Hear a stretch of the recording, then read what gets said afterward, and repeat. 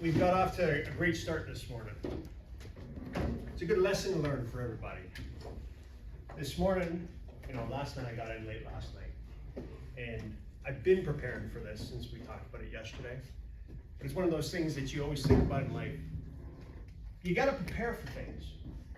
This morning, I was a little bit tired, lost track of time, and I was late. That's something that, as we go through and as we start talking, that's something that I want you guys to kind of think about. Being prepared. That's going to be something that is going to be important the rest of your life. And I'll be honest with you, when I was sitting in your guys' seats years ago, I didn't think about that. I thought about goals that I wanted to achieve, but I didn't think about, hey, you know what? Let's plan out what your day looks like. Let's plan out what we're going to do tomorrow. Let's plan out what we're going to do 2 weeks from now. A lot of times I was just like, hey, I got to rush to the next class. I got to get to my next event. I got to think about these different things. But I'm not thinking about the big picture. I'm not taking time to plan out my day.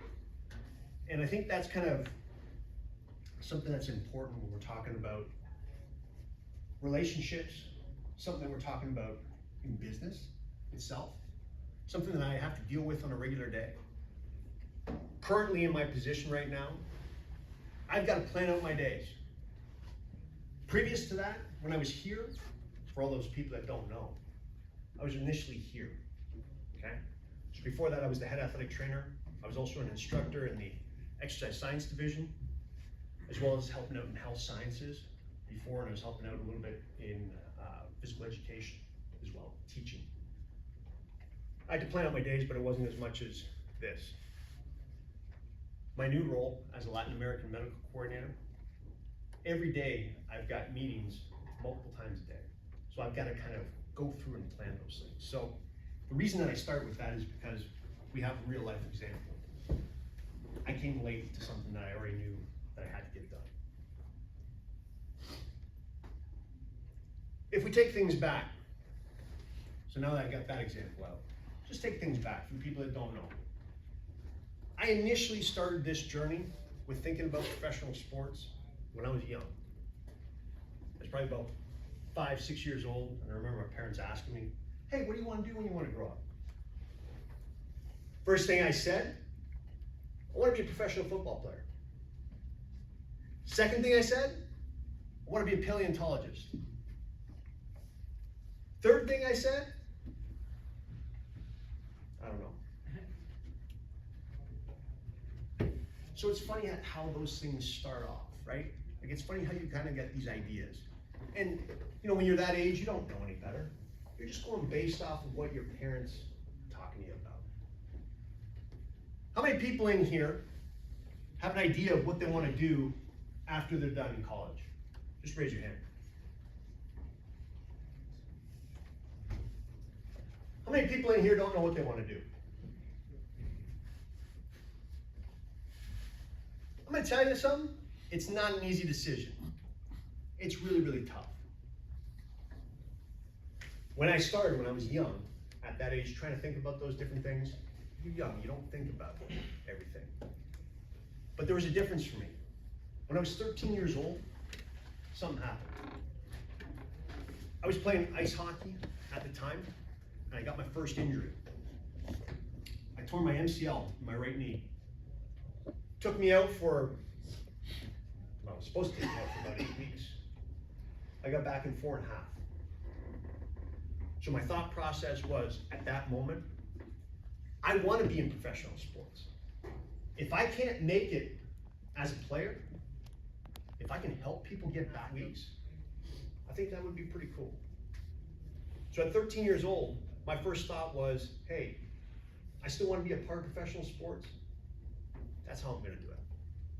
If I don't make it as a player, that's what I want to do. And I was lucky enough that I had a physiotherapist at that time, back in Canada, that was able to help me, kind of figure that out and figure out what an athletic trainer was and what they did in order to help athletes. Why am I telling you all this? I think it's important to kind of think about things that happen when you're a kid and kind of reflect on them, because that kind of leads to where you're going. Kind of leads into your thought process of, what can I do? How can I get there? You're still thinking about these things as a kid. You're not really putting this all together, but it starts planting seeds in your mind about what you want to do. So at 13 years old, I'm still thinking, I want to be a professional athlete. I'm playing ice hockey, I'm playing baseball. At that time I was playing, running track, all those different things. But I also knew deep down that it was going to be very, very tough to be a professional athlete. So I had to think to myself, what other things could I do on doing those? My parents were really pushing that. And I'm sure your parents are doing the exact same thing on doing that. So from that standpoint, I went through, finished off in high school, back over there in Canada. That's originally where I'm from, okay? That's where I grew up. After that, I went to college over at Graceland University. Got a 4-year degree over there. Did athletic training, physical education as my majors. And then I did a baseball scholarship over there as well. So I played 3 years of baseball over at Graceland University. And while I was there, during that time, I was lucky enough to have some pretty good mentors that started talking to me about, hey, what do you want to do afterwards? And I was like, well, I'm going to try and do this whole baseball thing, right? See if I can be a professional athlete that way. They're like, well, let's be honest with you. You're on JV right now. You're not a starter for varsity. You don't have any scouts knocking on your door. You better start thinking about a backup plan. So I got serious about it. There was an opportunity when I was over there to start working with a professional hockey team out in Des Moines. And so our athletic trainer at the time, my mentor, one of them, said, hey, why don't you go and help out this team out in Des Moines? No other athletic trainer wants to go and help. They're asking all the kids around in Des Moines to see if there'd be somebody that would go and help, right? And this is volunteer work. It's nothing big, and it's a little bit of a pain in the butt. It's an 1.5 hour drive, right? So I'm not really making any money out of this deal. It's just an experience on doing those things. So I had 2 choices, right? Sit at home, work on my homework, think about those different things, or do I go and take an opportunity that's given me? And I chose to go and do that instead. So I just went to help them out for a little bit and kind of get an idea of what it's like to be in professional sports. It was a really good experience. I got a chance to help out just in the background, help out the athletic trainer that was working there. Kind of see what it's like to be a part of an organization. See what a setup looks like before a game. See the production of what goes on. Because as we know, professional sports is a business, right? It's not necessarily just an event or just a competition. It's an all-out business. Yeah, ticket sales, promotions, you got your ads. You've got everything that's a part of that. And so for me, that was kind of a little bit eye-opening. I had just a small part, just kind of helping out as a secondary help to the athletic trainers, but it was kind of fun to be able to see the background on doing those things. A little bit more about the biography, just to catch everybody up. Previous to that year too, I was also able to work with some professional athletes in the summertime back in Canada. I worked with strength and conditioning, as well as an athletic therapy group called Mind to Muscle. I did that for a summer. We had professional hockey players there, plus a bunch of up and rising stars that were coming through our group over there. So I had an opportunity to work with them. After Graceland, when I was done over there, I was lucky enough to get an internship with Boston Red Sox. So I did that for a season, worked with their low A affiliate in Greenville Drive. Did that for the 2007 season. We were lucky enough that we won the World Series during that time as an organization, so that was quite exciting. After that, I decided I wanted to go and get my master's because I felt that getting my master's was going to help me later on in my life, which it did. It helped me open a lot of different doors, as well as be able to diversify myself. Especially when I came here, having my master's allowed me to teach. So it wasn't just athletic training. It also expanded my horizons to be able to teach as well too. I think that's something really important to think about, right? How many different things can you kind of put your mind to and think about? Following that, I got my master's over at Old Dominion University. During that time, I did a graduate assistantship, because I was lucky enough to do that as well too. I did that over at high school for a couple of years. Got a full-time job. Following that, went up to Northern Virginia for a year, worked at a high school. So got a chance to do that. So for about 3 years, I was working with high school students. And then I started my professional hockey career, working as an athletic trainer. I started that in 2010, working with the, oh my God, I'm trying to blank at the moment, Quad City Mowers. That's what I started with. Then I moved on to the Arizona Sundogs for a couple of years after that. Went on to the Abbotsford Heat, which is part of the American Hockey League. And then I went over to Bakersfield Condors, and then back to the Norfolk Admirals. So I spent about 6 years full-time working as an athletic trainer, full-time in professional hockey, and then I came here. I was I started off as an assistant athletic trainer, as an instructor for a year, and then I became the head, and I was doing that for about 6 years. Doing that plus instructing over here. And then finally my latest job, the Latin American Medical Coordinator for the Milwaukee Brewers. So that's kind of the biography of all these different things. And in saying that, I've seen a lot of different things. It's not been one of those easy roads. And like I was trying to say, being in the background and being an athletic trainer and seeing these different things, you get exposed to all kinds of different aspects of it. The business side of things, I helped broker a lot of different medical deals that we needed. I wasn't necessarily the person that was always point or making decisions on that, but I was part of a lot of different business meetings. Currently, even in this role that I have right now, I am. We have all kinds of different providers that we work with on a regular basis where we have to come up with ideas on how we're gonna come up, how we're gonna figure out how this is gonna work for both sides, how it's gonna be a compromise, how we're gonna get services for what we provide. I've been a part of teams that didn't work out. I saw what it was like on the financial aspect. We had some owners that they thought that they knew what they were getting into. Turns out that they didn't know what they were getting into. We had teams that folded. I've seen tons of players get released. I got released. We had coaching staffs that got released. It's a business, and there's a lot of things to it. In saying that, there's another part to this too that is really tough on a lot of players. And so I go back to thinking about when I was a kid. I remember thinking to myself, I was like, man, it's gonna be so cool if I make it as a professional athlete. Everything is gonna be so cool. Things are gonna be different for people. Like when I was growing up, it seemed like there was different rules for professional athletes as it was for regular people in society. And that was kind of a weird thing to think about. And there were different rules for professional athletes at that time. Sometimes they were getting away with things that regular people couldn't get away with. So from a psychology standpoint, I remember thinking to myself, why is that? And is that okay?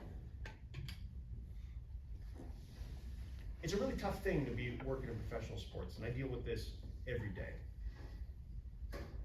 And it's not just the players themselves, it's the coaches, it's the staffs, it's everybody that's related in the organization themselves. There's a lot of decisions that need to be made, and it's not easy. In business, it's the same way too. There's gonna be times when you're thinking about different things where you think a deal is a great deal, but it might not be so great for the other side. When I was in Abbotsford, British Columbia, they had a deal, Calgary Flames had a deal with Abbotsford, British Columbia themselves. They said, or Abbotsford had offered, we'll pay the Calgary Flames $5 million a year so that the team will stay in Abbotsford, British Columbia for 5 years. The city really wanted a team over there, right? And so the year that I was there, I think it was year 3 of the deal, the city wasn't recouping profits at that time. And so they look back at that scenario and the city's like, we want out of the deal. We're not getting ticket sales back, we're not getting merchandise back, we're not getting enough investment back into the community right now, so we're gonna cut this deal. So during my time in Abbotsford, the team was cut after that year, and then they left because the deal was too one-sided. Calgary was getting a bunch of money. Abbotsford, British Columbia, the city, wasn't getting enough money. So they decided, we don't want this any longer. So they cut it and they moved on. You know, so there's a lot of different things that go on in that. And so why I say that from a psychology perspective, you gotta think about these different things when you're thinking about making deals, when you're thinking about how you're gonna interact with people, when you're thinking about the relationships with people. Ethical concerns are a big deal. How do you treat people? You know, something that I just did a presentation on this a couple weeks ago for the staff plus our players. I talked about relationships and time management. Ironically, that's hilarious right now. I'm late for this and I'm talking about time management. But we talked about relationships. And one of the things with relationships, I don't know if you guys have noticed this, but if you ever shake someone's hand, right? First time you meet somebody, you shake their hand. Do you always remember that person's name? See some people shaking their heads in the crowd, right? Why do you think that you forget a person's name when you're shaking their hand? Anybody? Not paying attention, thinking you're not gonna interact with them anymore. Right? You shake everyone's hand. There's nothing special about it. Well, there's nothing special about it. You shake everyone's hand when you greet them. It's the first time you get a chance to meet somebody. So it's actually probably the most important thing that you'll ever do in a relationship is that first time when you're shaking someone's hand. I know we don't think about it. We don't really say much to it. But that might make or break the deal that you get. Might make or break the relationship that you have. And I'm glad that you said it that way too, because we do sometimes just take it for granted when we're shaking someone's hand. We're just like, oh yeah, great, nice to meet you. But I forgot your name. A lot of times, I know myself personally, when I think about these things, it's an anxiety to make sure that I make a good first impression. I want to make sure that that person knows that I'm confident in who I am. But I forget about some of the easiest things. It's not just about making a good impression, it's also about making sure that you respect the other person and remember who they are. And I think that just kind of boils down to the idea behind building those relationships and talking about those different things. I don't know how many times I met people, you know, and we go through, this just happened to me a couple weeks ago too. We had a graduate assistant student from Central Methodist. He'd come to the rodeos as an athletic training student. He came like 3 years in a row, 2 or 3 years in a row. I sat and talked with him multiple times. I even kind of got him going thinking about professional sports. I saw him 2 months ago. I went up to him, looked at his face, knew exactly who it was, couldn't remember his name. He knew who I was right then and there, came up, said thank you for the help and all that, but I forgot his name. Now, it's not easy to remember everybody's name. I'm not suggesting that that's going to be an easy task. But I'm just suggesting those are things to kind of start thinking about. Think about how you treat people. Think about the way that you interact with individuals. It's always gonna be something a little bit different. It's always gonna be a different reaction, a different relationship.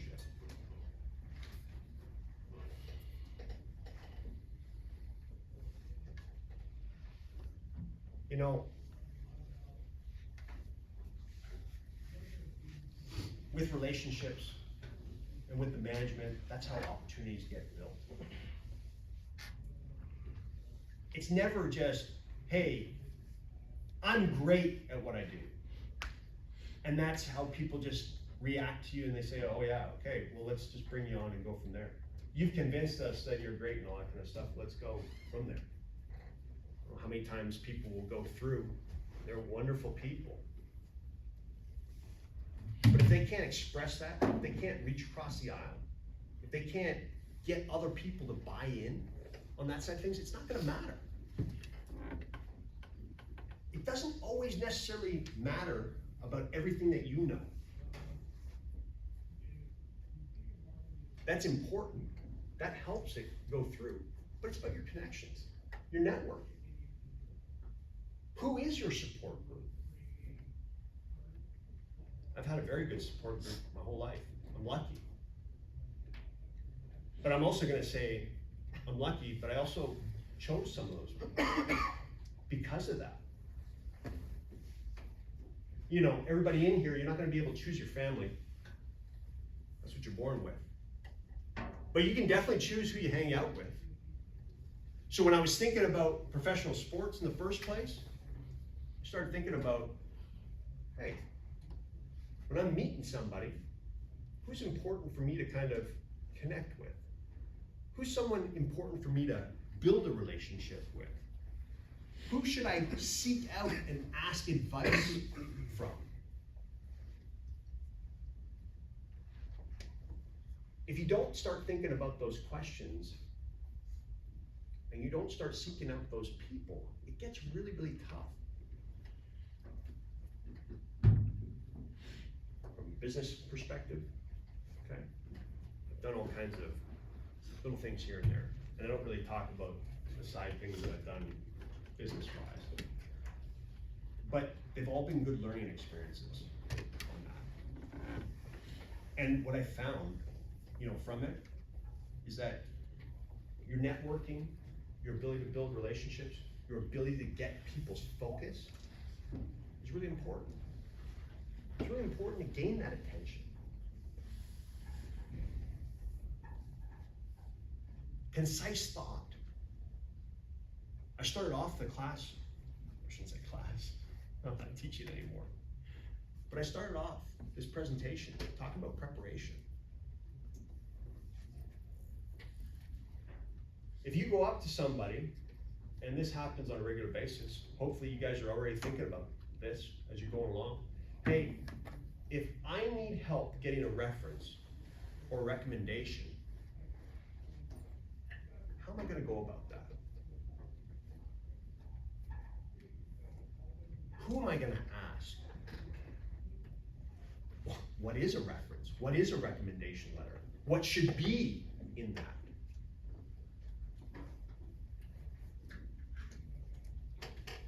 Those are important things to kind of start thinking about. I don't know how many times a person will ask me, hey, listen, I appreciate everything that you've done for me in the past. I know that you're busy, but could you be a reference or could you write a recommendation letter for me? My response is, and especially in the last few years, has been, hey, listen, that's great. I think that this would work out well. Can you write me a rough draft of your recommendation letter? And the reason that I asked that question is because I want you to have some say in how that goes. I want that individual to also participate in it, not just rely on what somebody as an outsider's perspective sees. That's important too. But give me some things that you want put in there. What do you want to highlight? What do you want to be confident about? What kind of things do you want people to know about you? What are some things that I don't know about you?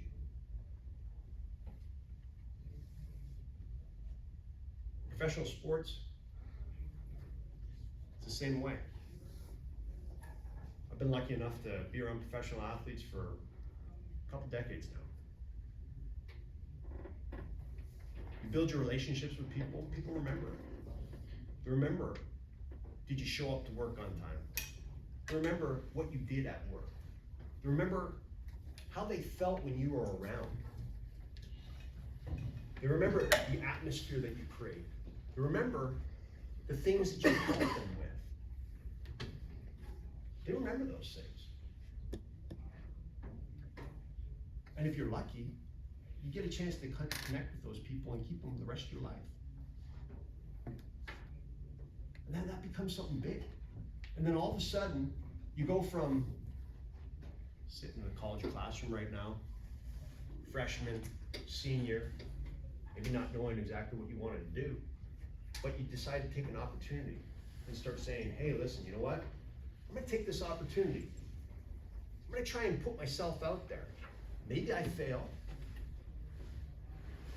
but maybe I don't. And I will tell you, you're gonna fail many, many times. You're gonna fail a lot. That's all part of life. That's how you learn. That's how you grow. That's how you get better. And that's how the business grows. When I was 16 years old, from a business perspective, I was working for a painting company at the time. And we were trying to drum up sales. So we had to do cold calls. So we went to people's doors, just random neighborhoods. We looked at their houses and we kind of like, well, maybe this place could use a little bit of work.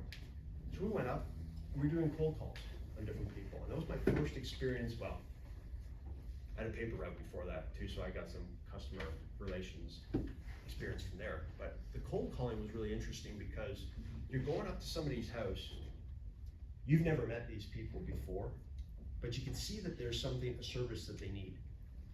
How are you going to approach that situation? How are you going to talk to them and say, hey, we see that there's a need over here.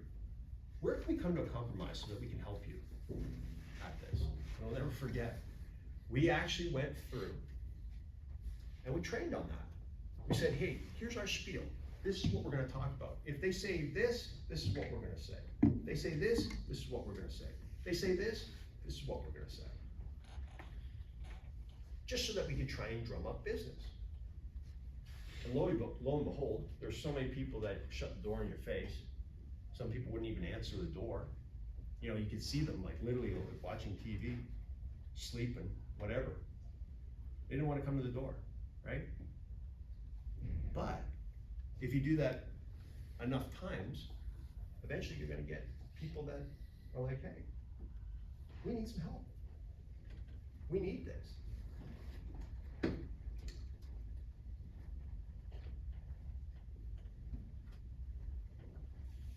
When you're working on deals with different people, it takes time.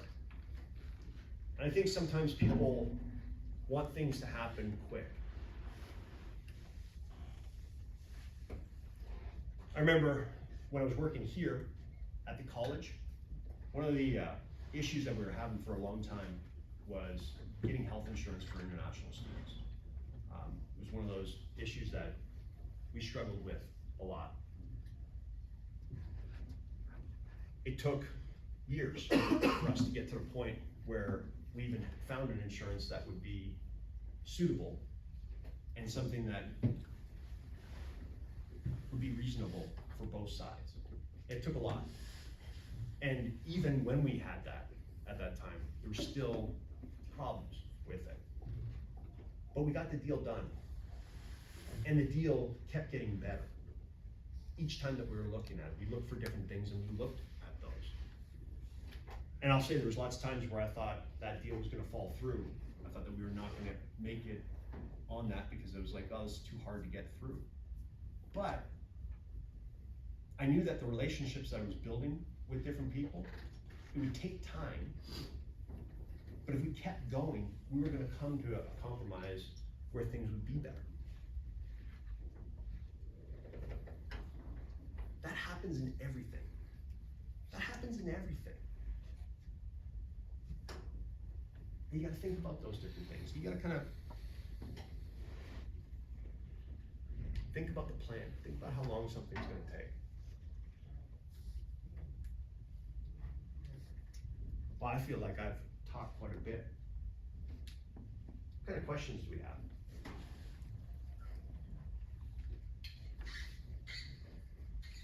It can be on anything. Go ahead. What is the most unexpected situation in professional sports that you have encountered? Most unexpected.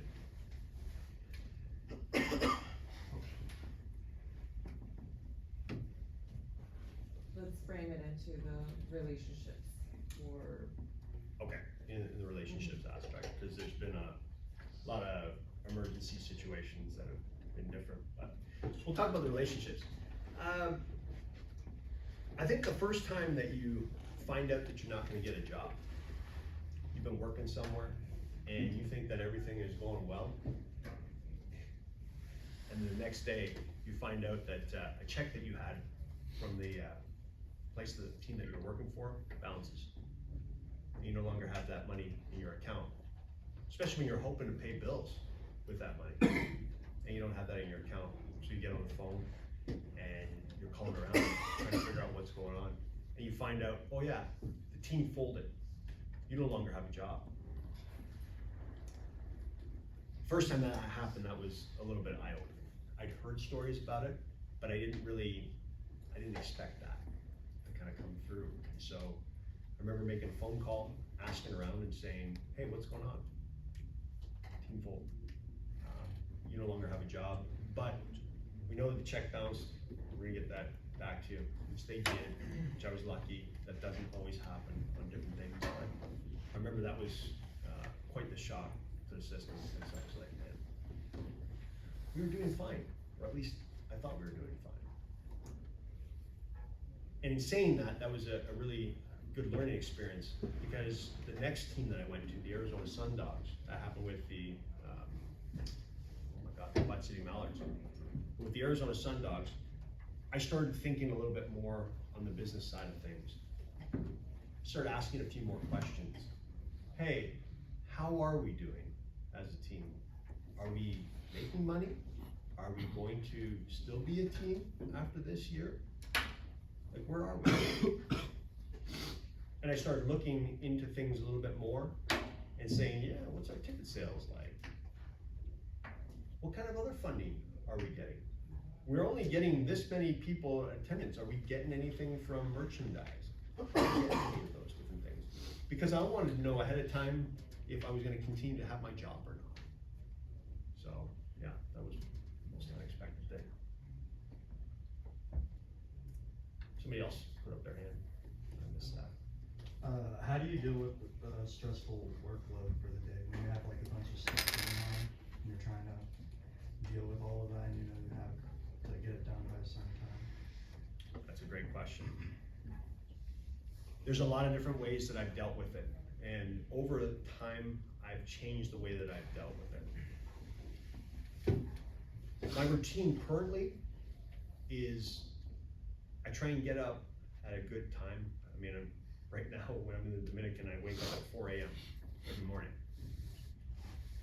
My first meeting of the day is usually around 7 a.m., 7:15 a.m. So I try and get up at that time because I've got a 40-minute drive to work, so that I can kind of get my mind set on the different things that are going. I'm not gonna lie to you, the night before, I'm already thinking about the different things that I need to do in order to get that day done. So I plan it out. And I say, okay, well, the medical meeting that I run in the morning is gonna be at this time. I know I've got the staff meeting that's gonna be an hour later. What other meetings that I've got for the day, I have them scheduled within the organization. I have those set up. Then I might have a players meeting, or I might have another separate coaches meeting, or I might have another separate staff meeting with just a group of people. So I try and plan those different things out so I know, hey, listen, I've got those, or hey, I need to go and take somebody to go get a physical done. I need to go and take some imaging to get done.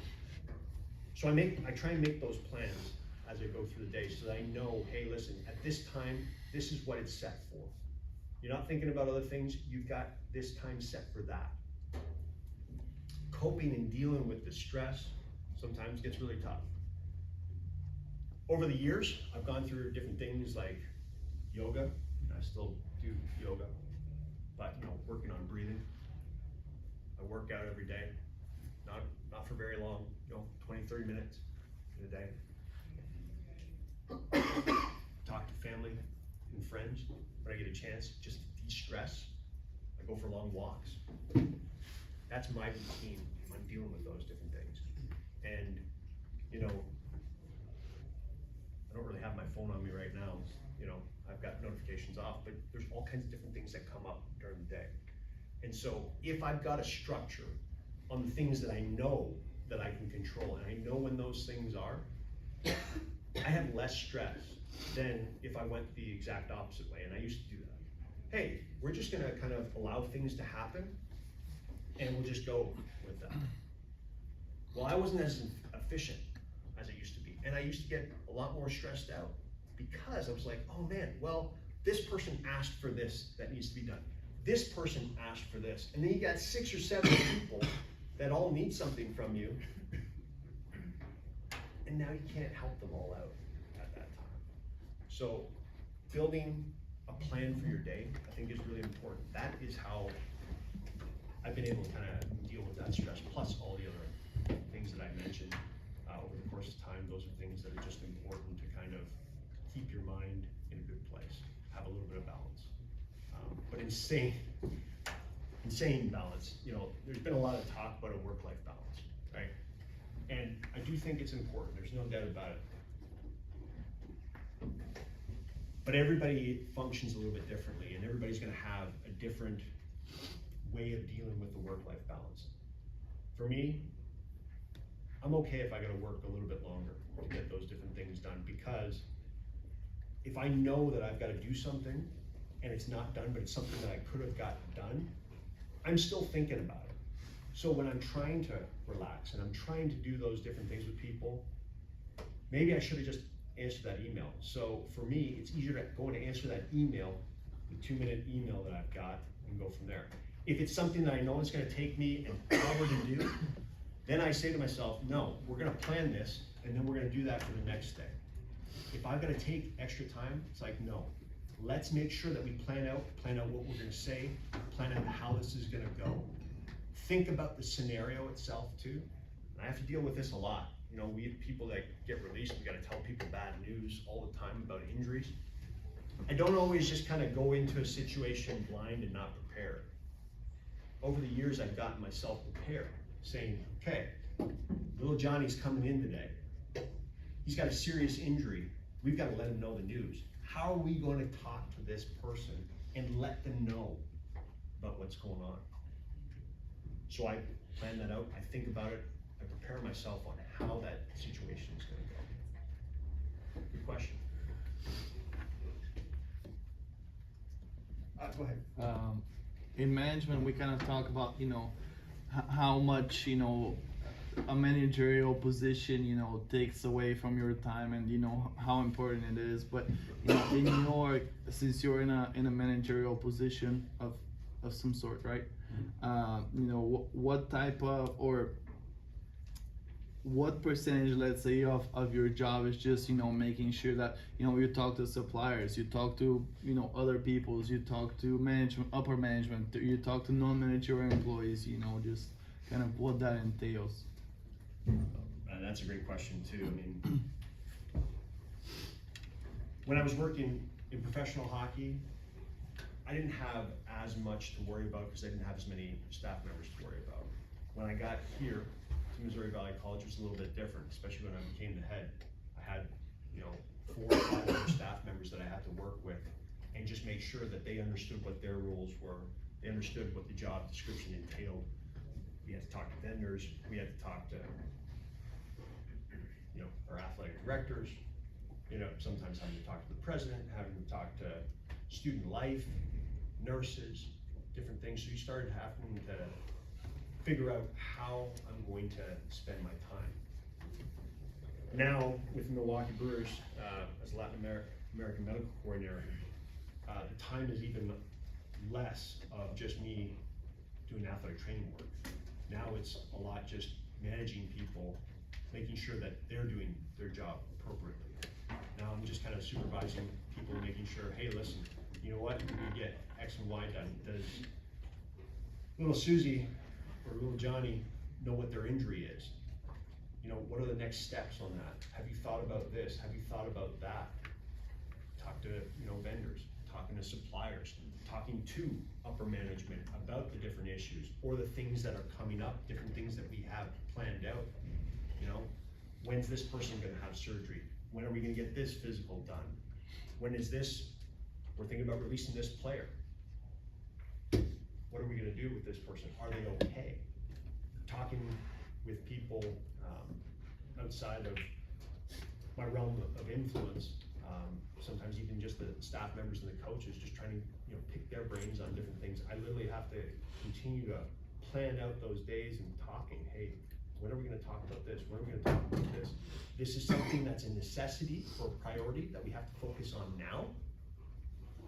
Or this is something that we need to plan for a few days from now, get some more information and get this all planned. So if you're talking about percentage, I would say that probably about 70% of my day is managing.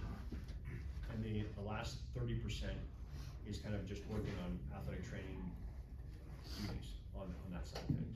So it's switched on that side of things, and it's not an easy place to be on the managing side of things because you're expected to be an expert on your realm, and then you're also expected to encourage, have people gain confidence and solve all kinds of different problems for the people that you're working with within the organization itself. So yeah, I'd say it's about 70-30. So two things. One, do you think you're going more into administrative work? And the second, how do you handle that you have hired and fired people? Right, the two questions in that. Yeah. So in that first question, yeah, I kind of feel like it's more become an administrative role. I knew that going in, that I was going to be doing less of the hands-on of what I was used to. But I also thought about it as an opportunity as well. I've been doing this now for a while as an athletic trainer, and being in an administrative role, you have a bigger sphere of influence. One of the things that I've learned over time, you know, if you can take on more responsibility and you can handle it, I think that's the best way to go, because you're able to influence more people, help more people. But you have to be ready to be able to do that and take it on, and it's not an easy aspect. What was that second The question? second one is how you personally have had to hire and fire or release people. I guess that's in sports, that's the word you, but that's for the athlete, not necessarily for your staff. And how has that affected you, and how have you grown with that? Yeah, and that's a great question. Well, thankfully through athletic training, right from the get-go, when I was a student, you know, I was exposed to the conversations that you were gonna end up having with the athletes, telling them about their first injury, telling them that they're gonna be out for 3 weeks or 4 weeks or 8 months or 12 months. You start getting a chance to practice that question or that idea, how that relationship is gonna go. So I was lucky enough to be able to get used to that. By the time I was in the position of hiring people and releasing people, I'd already kind of gotten into an idea of what it was like. And I will tell you this, it's not easy. Every single day, it's not easy. It's not easy when I've got to get a person's signature on a document and they're in tears. You know, that's never an easy thing. And that's just when we're releasing players. You know, when you have staff members, hiring is always usually not a bad situation because people are excited. They're excited that they've got a job. The people that didn't get the job aren't excited, but sending an email out to them, thanking them for their time is always usually appreciative. But hiring people is usually, they're excited about it. But that brings in problems on its own as well too. When you hire people on, it's not just, hey, we hire you and then we just throw you to the wolves. you also have to onboard them as well too. They have to learn the processes, and as a manager, that's part of your role, right? Is to make sure that they're up to speed on all the different things that they need to know, right? Do you know how to use this software package? Do you understand what we're doing with this protocol? Do you understand this protocol? Here's how we do things. This is different than maybe what you've done before. Now we're implementing this. And that becomes tough, but it's important as well too. So that also comes to the next point. If you can retain talent, you always want to do that because it's an easier process than trying to recruit new people and get them into the roles that you're looking for. When you have to let people go, that is very tough. And I'll tell you, having to do that recently, I don't get to rubber stamp anything one way or another, hiring and letting people go, but at the same token, I get to make recommendations on different things. And it's not easy. In the past, I've had some pretty tough situations on different things that have gone on. One of the things that I've kind of learned is that when you have conversations with people, and let's say the conversation doesn't go necessarily the way that you think is right, or you don't think that the conversation went as well as it should, or you just, you're like, this might be something I want to revisit later on. And it actually started here, when I was over at the college.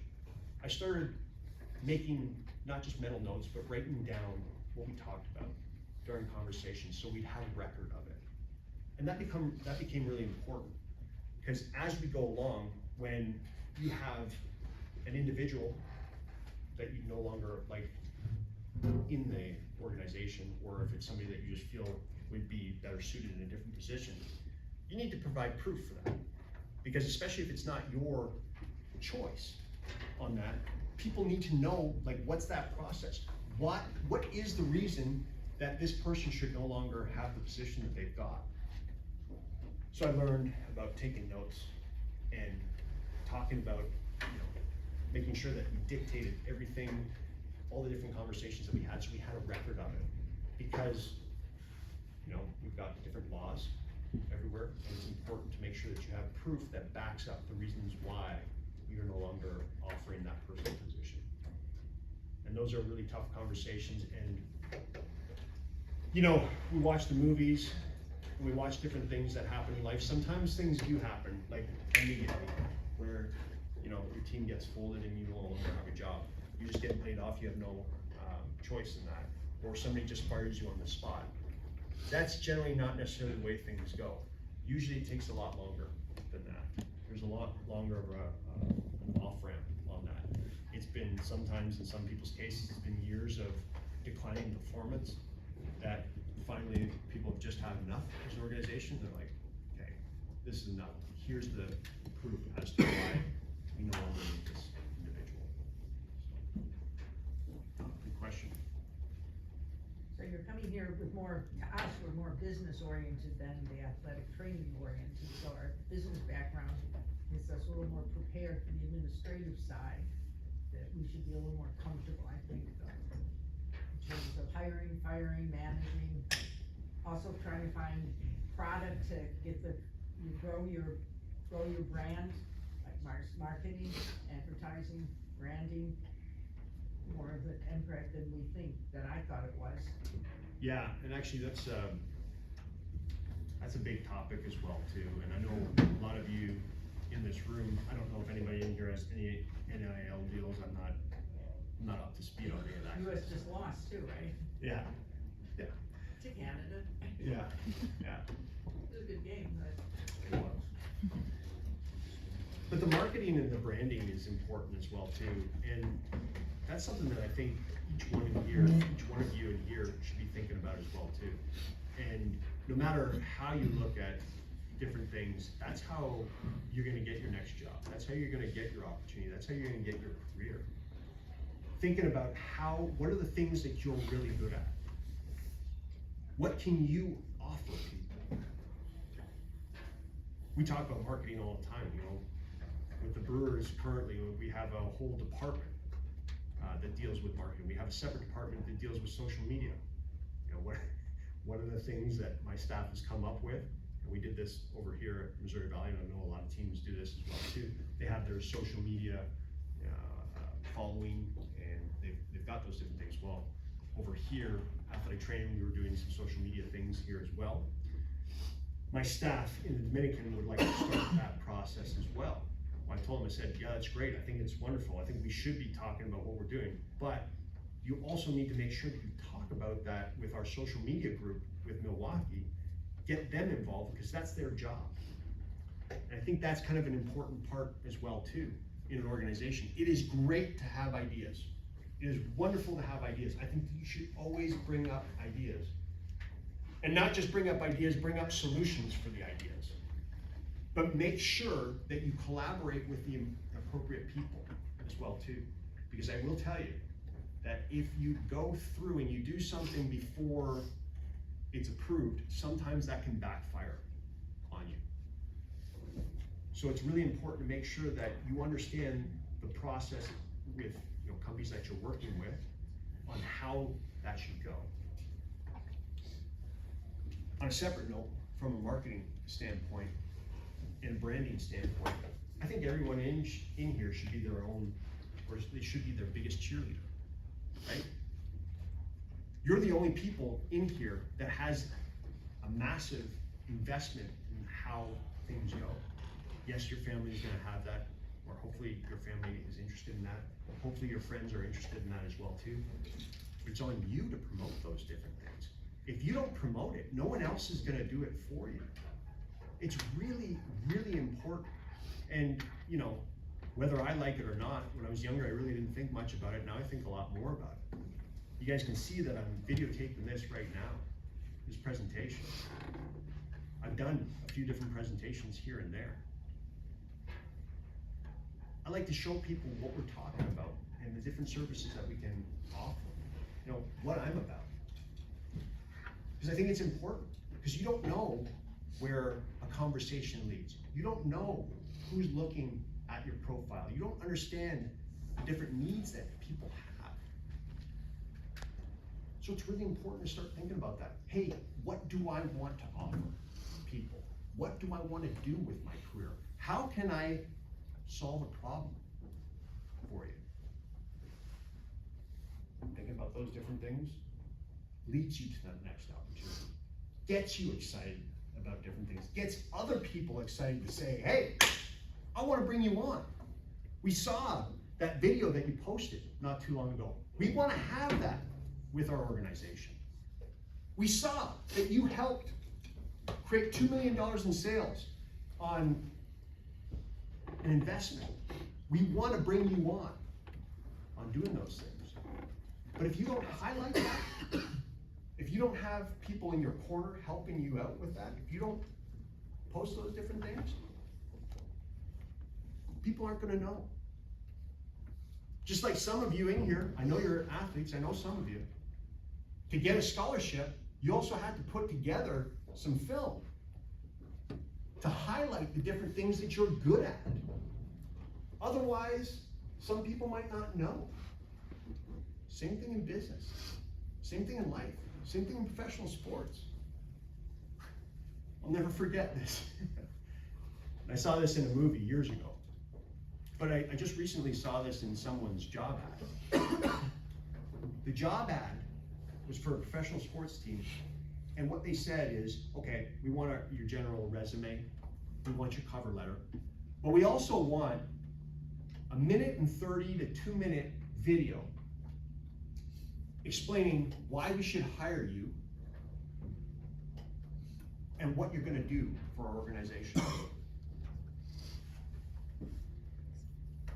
People want to be wowed, right? They want to be told, hey, listen, this is what I'm going to do for you. So branding really does become important. Marketing does become important. And it's important not just for yourself, but it's also important for the groups of teams, or the groups or teams that you're leading as well too. I think about it all the time when the conversations that I'm having with upper management, I'm making sure that they know what our group in the Dominican is doing. Cause if I don't say it to upper management, they don't know. Maybe they might get some word of mouth from a coach here and there. But if you're leading a team, you're the ones that's responsible for making sure that their voice is heard. So yes, branding and marketing is very, very important.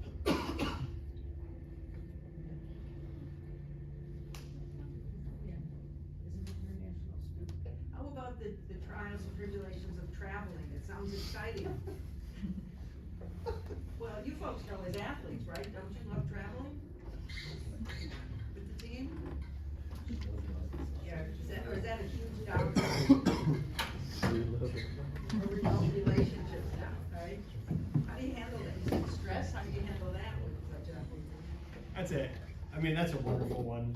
I mean, literally, I just got off a flight late last night and now I'm here, right?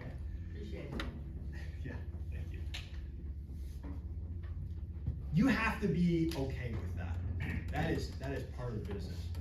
For people in here that have been athletes, I'm sure a lot of you have had the opportunity to travel before and do all those different things. It's not easy, and it's not easy, especially when you have a family. When you're going back and forth. If you want to continue in certain ventures, you have to make sure that your family is on board with that as well too. And sometimes that's not necessarily just your wife, but your immediate family as well, because they all play a part in it too. I'm not gonna say that it's just my wife and I in this, it's also my immediate family as well too. They all play a part in it. They've been with me throughout the whole process. My best friends have been there too. People that I rely on you know? With all the traveling and doing all those different things, it gets tough. You're in different time zones. There's a lot of fun on some of those things, because there's some expected turns that happen. You know, you get a bus that breaks down up on a mountain in the middle of the night. You end up having engine fires, you know. You might have accidents that occur. You might have bus drivers get fired in the middle of your trip. You might have just wonderful experiences in talking with people, getting a chance to know people, you know? That's part of the fun, but part of the anxiety with it as well too. And it's not always just a nice, you know, private jet where you're, you know, have this nice seat to yourself. It's like the 35 passenger bus, where you get your knees pressed up against the seat, you got people lying down in the aisles. There's all kinds of different things with that. And it does get tough. You know, sometimes you're really tired, you know? You finish a game at 11 o'clock at night, you might get to sleep by 1:30 in the morning, and then you might get a phone call that wakes you up at 5:30 in the morning, or 5 o'clock, or you don't sleep at all that night. Those are real things, and they are tough to deal with. But I think that's also part of understanding what it's like to be a part of that, and talking to people that have experienced that ahead of time. Thankfully, I was able to talk to people ahead of time and ask them those questions of what it was like. And they were able to let me know, this is what travel's like. It can be fun, but it can be tough. The other part of travel and doing those different things, you have to be careful with your time. Worked in professional sports a long time, you know, working at different affiliates. There were certain times that I had probably way too much time on my hands. You know, we might work a couple hours in a day, and then you got the rest of the time to yourself. Well, some people would be like, oh, that's great. You gotta be careful with your time. You gotta think about those different things. There's a lot of things that can go bad during that time. There's a lot of good that can happen through that. That's a process that you have to decide on how you use your time, right? We talk about that, not just the college setting, we talk about it in elementary school and high school. What are you gonna do with your time? Some people are lucky to have that time, some people don't have that time. But do you have a plan for it? And I keep leading back to that. Like, how do you plan out your day? What are you gonna have those different things going on? Because there's gonna be times where you have no time, There's gonna be other times where you've got tons of time. That was my experience in professional sports. So, and that's currently still my experience, doing those different things. So travel is always tough. I think everybody understands that traveling is gonna be a tough thing, you know, especially when you lose your luggage or your luggage doesn't come on time, it gets damaged, you have things stolen, all of those different things. It makes things tough, but there's a lot of fun to it as well too. I mean, it's a great chance to build relationships with different people. I find too that I've been on the phone a lot over the past 20 years, on a ton, you know, just talking back and forth with people, FaceTiming, emails, all of those different things. So, yeah, it's got its good and its bad times.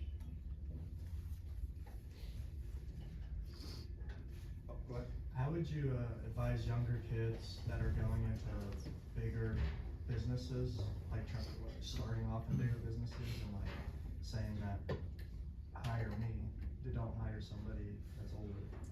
Or like for seniors that are trying to get into anything besides, and sports too, but any like high level.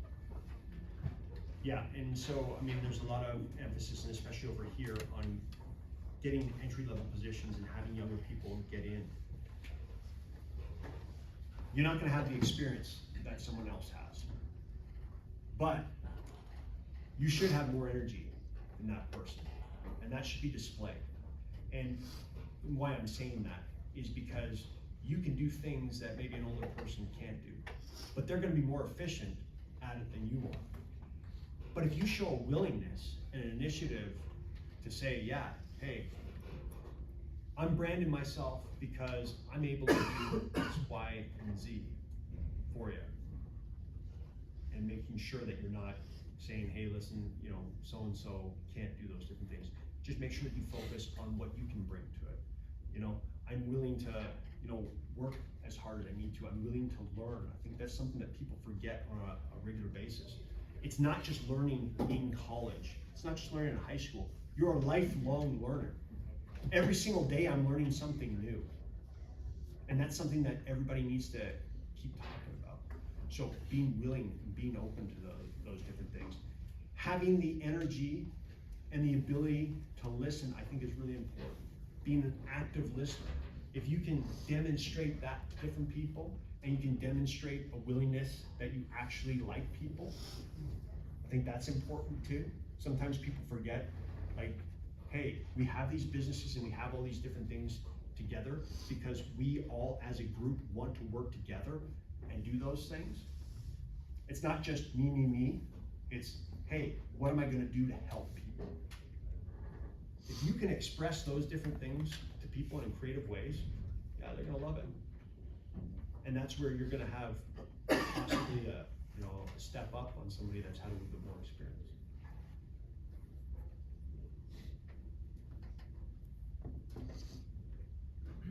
Wow, nobody in here is asking me for a job yet, so No. it's good. But there's sometimes you sort of strayed away from your ability to work in sports. Did you question what you were doing? Things didn't always go sports, and that's where people, you know, you have to have a little bit more flexibility and Yeah, and actually, it's not easy. You know, there's a time in my life where professional sports wasn't, I was getting tired of it. You know, about 9 years ago, I got let go of my job with the Norfolk Admirals. I was on a car ride to go to a conference, and a guy that I really liked, we'd known each other for some years. He was the assistant general manager at the time of the Edmonton Oilers, still is. He calls me and said, hey man, I know we've got this good relationship, but I gotta let you go. And I was like, you kidding me? He goes, no, we gotta let you go. We got a new coach that's coming in, and he wants to bring on his own guys. So that was kind of heartbreaking at that moment. I found a place that I really wanted to be a part of, and I wanted to stay there. And you know, you're in a car ride, you know, listening to all this stuff, and it's tough. And I remember thinking to myself, at that time, over the past, 8 years previous to that, I'd only stayed in a place longer. I hadn't stayed in a place longer than 2 years. actually going back 10 or 12 years. So a 2-year ride is about, maybe not to be unrealistic to have. Yeah, So, yeah, that's what it is. Understand your job path or on a working path. Yeah. Yeah. So when I got an opportunity to come here, I thought to myself, maybe I can stay here for a little bit longer and kind of reset, think about things a little bit differently. And since you had the degree, you had the options, Correct. so that education pays, the whole point of it, that, and grad school art, so it's ending, right, your education pays, degrees pay on that. Correct. Right. And, you know, being a lifelong learner is important. You develop those skills here, you know, on doing those different things. About time. Anyway, we're about time. Thank you very much. Appreciate it. Time to, everybody, time for lunch, time to